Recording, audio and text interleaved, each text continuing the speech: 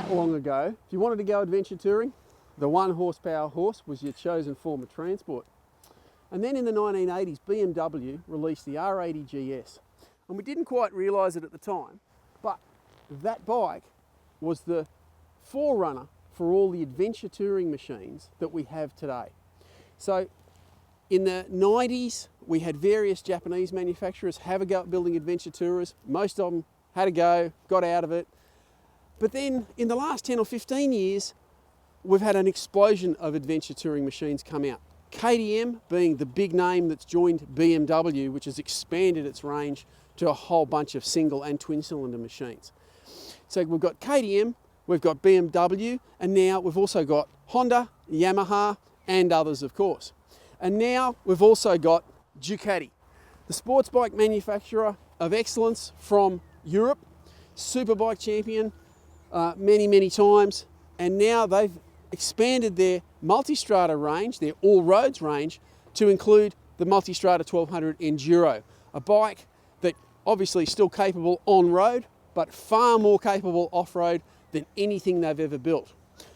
But the question we have to ask is, can Ducati come into this market cold, from almost nowhere, from never having built a machine that's really particularly capable off-road, especially a modern twin, and compete with those KTMs, the BMWs, the Super Tenere and others? Well, we're about to find out.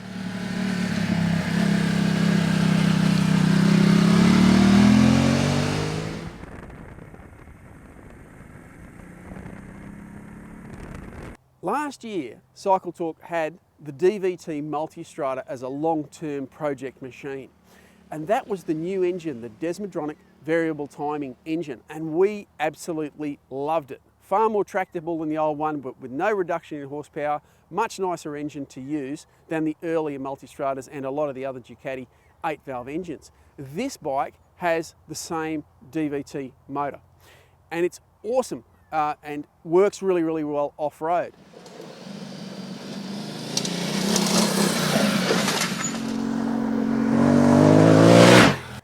So one of the big features of this bike is its electronics package. Now, Ducati's had a lot of success with building in very smart electronics into its machines over the last, in particular the last decade or so, with really good quality ABS and traction control, and they take it a step further with this bike. And you can find out all about that in the Cycle Talk test, which will be out very, very soon on cycletalk.com.au. But just to run through a few really interesting features.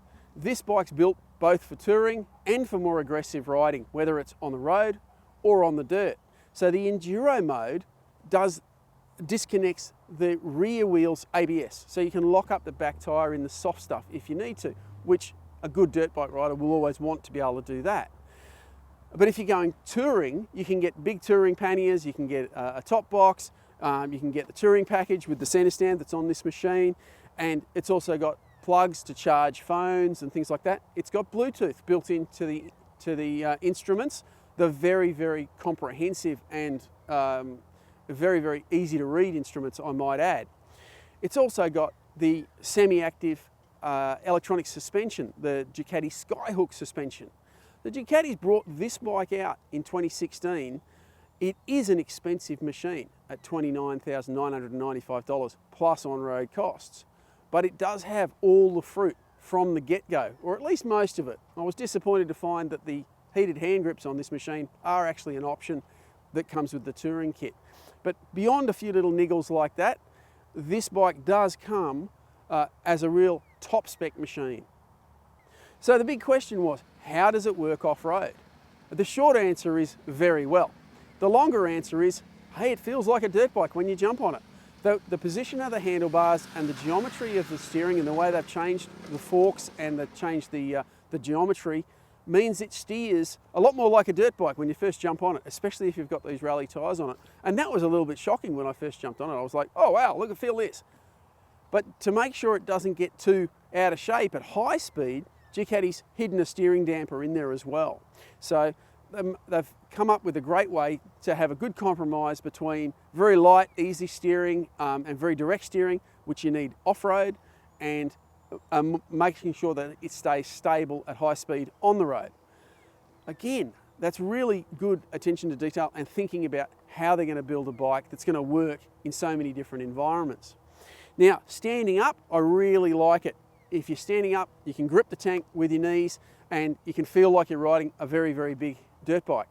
What I didn't like was the fact that the seat is quite low. It's not low by the standards of most motorcycles, it's still quite high, but they've tried to keep the seat height low so it's accessible to more people. And you can even get a lower seat if you want to. I would like to try the optional taller seat because I found the foot peg to seat distance a little bit cramped, but that's a personal preference and I'm fairly tall. So the upshot is that this bike does handle very well off-road, it still handles very well on-road, and it does compete for your business if you're interested in a high-end adventure bike. Now, is it better than the KTMs and the BMWs? Well, it'd be great to be able to get them all together and do a comparison test.